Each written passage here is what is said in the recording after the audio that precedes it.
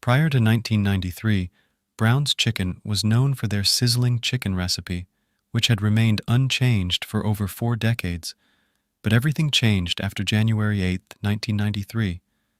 Following that fateful day, the name Brown's Chicken inexorably became synonymous with the word massacre. This is the story of a crime that claimed innocent lives and destroyed a franchise that was on its way to making billions of dollars. This is the story behind the Brown's Chicken Massacre. Join us as we delve into the historic Brown's Chicken Massacre, which transformed a small Illinois town into a horror story.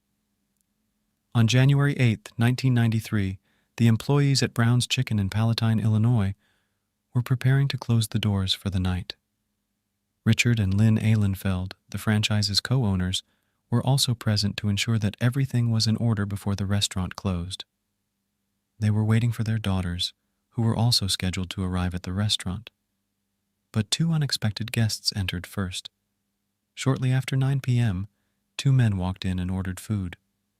The workers agreed to let them in and even serve them, despite the fact that it was after closing time. Late-night customers were not an unusual occurrence. Unfortunately for the 7 people present at the restaurant that day, these were not their typical late-night customers. Although the two men ordered a 4-piece chicken meal, the staff and the rest of the world would soon discover that they had come for more than just chicken. After the two men had finished eating, they went to the garbage can and emptied the leftovers. As they turned around, they were wearing latex gloves, and one of them was holding a gun. The man with the gun fired one shot into the air. The man with the gun ordered everyone in the shop to lie on the floor before they could grasp the situation. Amidst the chaos and panic, one of the workers attempted to flee. Unfortunately, one of the robbers pursued and apprehended him.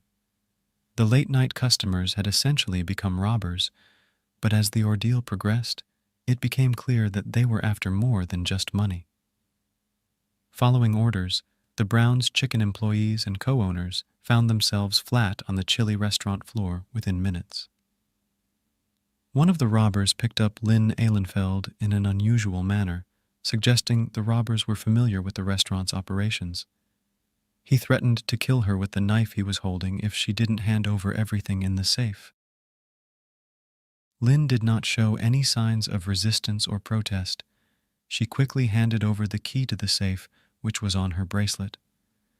The robbers took approximately $1,800 from the safe. After securing the money, it would have been easy to assume that the robbery was over and the robbers would flee, right? However, these robbers had other plans. As soon as they had the money, they allegedly arrived for the real horror. One of the robbers grabbed Lynn Ahlenfeld and cut her throat right there in the walk-in cooler. They murdered Lynn in cold blood in front of everyone, including her husband Richard. The scene must have been heart-stopping, particularly for Richard. The robbers, on the other hand, did not give him much time to mourn the loss of his wife. They led him and 3 other employees into the walk-in freezer, where they had dragged Lynn's lifeless body. Once inside the freezer, multiple shots instantly killed the 4 people.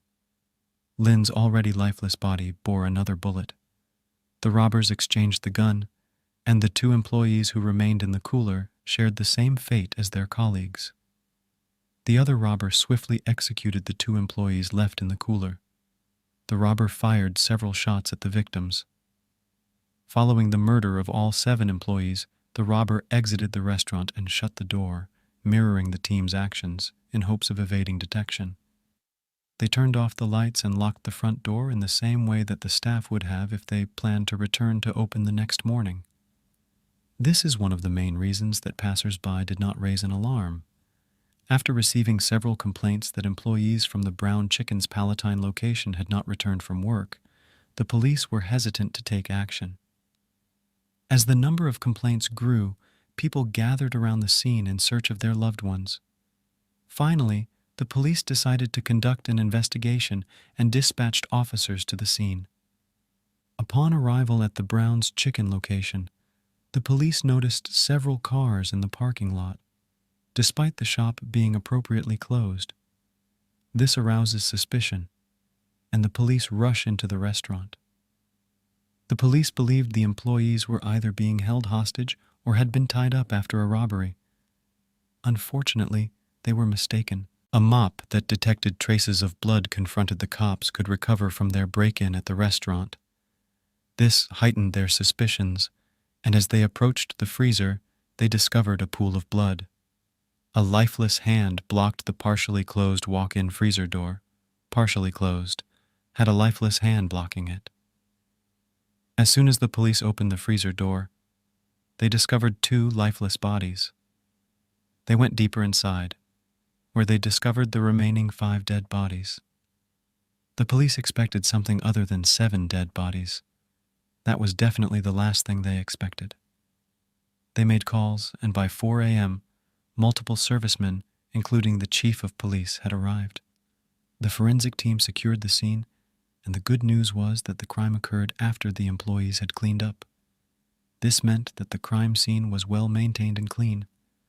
The murderer's decision to hide the bodies in the freezer ensured that the bodies were well preserved and could easily provide traces of evidence for the police. The police were determined, and they thoroughly searched the crime scene for any evidence. They collected more than 100 fingerprints and hair traces. Because the now dead employees had cleaned up before the massacre, the police could easily trace shoe prints. The police obtained a shoe print, which they determined to be a size 12 Air Force One. This allowed the police to quickly determine that at least one tall man was involved in the massacre. The police also discovered a receipt with a 9:18 p.m. timestamp. This piece of evidence demonstrated that the robbery took place post-restaurant closure. Police announced to the media after preliminary investigations that they had killed Richard and Lynn Eilenfeld, along with employees Michael Castro, Guadalupe Maldonado, Thomas Menace, Marcus Nelson, and Rico Solis, inside Brown's Chicken and Pasta restaurant. The news shook Palatine. People had never expected a massacre at a Brown's Chicken restaurant. Frank Portillo Jr., the president of Brown's Chicken at the time, was one of the first to arrive at the scene after the news broke. Visibly shaken, he stated in a subsequent interview that he had never felt such emotion as he did that day in his life. 2 days later, Jane Hoffmeyer, a forensic expert, discovered the leftover chicken that the 2 robbers had thrown out. However, because the use of DNA evidence was still in its early stages, the police were unable to do much with it. It was not admissible in court. They did, however, keep the evidence as part of their investigation. The police pledged to apprehend the culprits and guarantee the execution of justice. True to their word, the police assigned over 60 officers to work on the case. The police had already brought a suspect in for questioning on January 9, 1993. They called in Martin E. Blake, a former employee, for questioning. He was known to enjoy his gun, which he frequently fired from within his yard. On the day of his firing, Martin also issued threats of violence at the shop. Because of his height, he easily fit the description of the perpetrator that the police were searching for. Unfortunately, a lack of evidence led to Martin's release after 2 days of cross-examination. They questioned and cleared more than 300 suspects of the crime over a period of 9 years. Among the 300 suspects summoned was an 18-year-old named Juan Luna. Dressed in a black trench coat, he arrived for questioning, and minutes later, police released him after determining his innocence. With all of the resources poured into the investigation and the results barely appearing, hope for justice began to fade. In 2002, nearly a decade later, the police experienced a fortunate turn of events. On March 25, 2002, the case's course changed. A woman named Anne Lockett provided a tip to the police. Anne Lockett's tip-off rekindled an investigation that had appeared to be dying. Anne Lockett informed the police that she knew the perpetrators of the Brown's Chicken massacre. She also acknowledged that she had been aware of the crime since its inception. According to Anne Lockett, her ex-boyfriend at the time, James Dogorski, murdered the 7 Brown's Chicken victims alongside his friend Juan Luna. Indeed, the police had summoned Juan Luna for interrogation 9 years prior. Anne Lockett identified 2 people who were friends at the time of the crime and conspired to commit it together. Degorski and Luna were known to hang out together and torture stray cats to death. Their obsession with torture evolved from stray cats to actual humans, and they chose Brown's Chicken restaurant staff as their victims. The main reason they chose Brown's Chicken was that Juan Luna had previously worked there. He was aware that there was neither a panic alarm nor a silence there.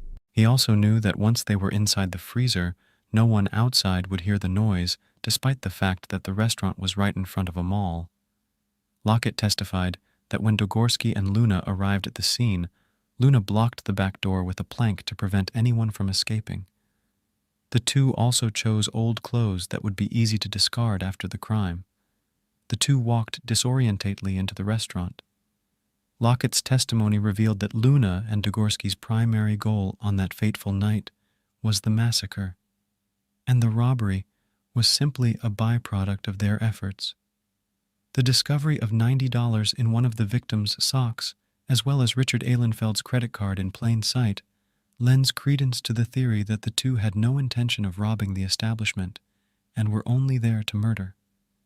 Police discovered 21 rounds of bullets fired at the scene, despite the revolver's capacity to hold only 6 rounds at a time, adding to the suspicion of premeditation in the massacre. As a result, the two criminals had to reload the gun 3 times while committing the crime. The main intention was clear: a bloody massacre, which Luna and Degorski carried out. Lockett told the police that a few hours after the crime, Degorski called and told her to watch the news because he had done something. Indeed, shortly after the call, Lockett saw the news on television. Later, Lockett, Luna, and Degorski met, and they paid Lockett $50 to shut up.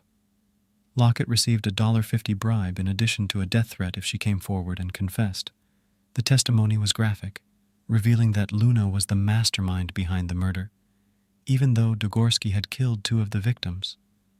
The testimony corroborated everything the police had concluded from the scenario. When the case reached court, the defense team attempted to undermine Lockett's testimony. They dismissed her as a drug addict who was simply hallucinating. They also embellished their claims by implying that she was likely bitter because Degorski had ended their relationship. As a result, Lockett's testimony became somewhat circumstantial. However, Lockett told the court that one of the victims vomited during the robbery. This was a detail that the police had kept from the media, and Lockett would not have known it unless she had heard it directly from the murderers. This added credibility to her testimony. Luna and Degorski's situation was about to deteriorate further. Remember the chicken leftovers that Jane Hoffmeyer picked up from the trash?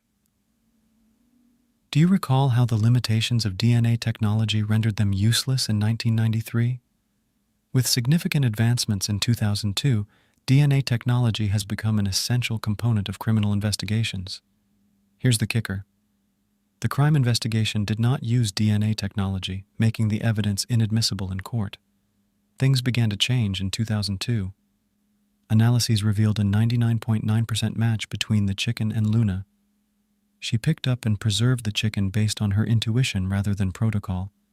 In an interview, Hoffmeyer stated that if she had followed standard procedure, she would not have picked up and preserved the chicken piece.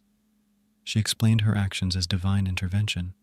This was the clincher the prosecution needed. There was no way out for Luna and Degorski. In addition to that, the police were able to extract a confession from one Luna, and the case was a simple conviction. Despite the apparent simplicity of the process, Luna received a sentence of more than 4 years. This is because when it came time to plead, both people pleaded not guilty. Luna's lawyers asserted that they obtained the testimony under duress and threatened him with deportation if he did not confess. James Degorski also provided a strong defense. There was no DNA evidence linking him to the crime, and he claimed he did not need the robbery proceeds. He claimed that he did not need the money from the robbery because he was already well off from his job and marijuana sales. This is one of the reasons his conviction took longer than Luna's. In May 2007, the jury found Luna guilty of all 7 counts of murder. Except for one juror, all voted in favor of the death penalty. The one vote ended up vetoing the entire vote, forcing the court to settle on a life sentence without the possibility of parole. It took a little longer to seal James Degorski's fate, but eventually his friends and relatives believed he deserved it. In 2009, James Degorski was convicted of all 7 murders and sentenced to life in prison without parole. In this case, the jury recommended the death penalty, but some members of the victim's family argued for a life sentence instead. The jury granted their request, sentencing James Degorski to life in prison without the possibility of parole. The police's efforts and a fortunate turn of events brought justice to the families of the Brown's Chicken Massacre. However, the same cannot be said for Brown's Chicken president, Frank Portillo, Jr. The Palatine Brown's Chicken branch had to close after the massacre, and they eventually razed the structure to the ground and converted it into a parking lot. Brown's Chicken never fully recovered from the massacre. Within months of the massacre, revenue had dropped by nearly 35%, and the decline continued for years. The negative publicity had made it difficult for the restaurant to attract customers, and the fact that the massacre had made national headlines meant that all Brown's Chicken locations across the country were affected.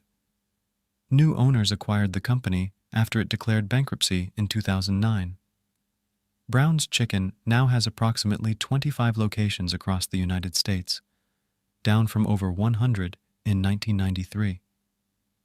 Although it has been over 30 years since the Brown's Chicken massacre, Palatine has never recovered from the pain that Juan Luna and James Degorski caused for no apparent reason other than pure evil.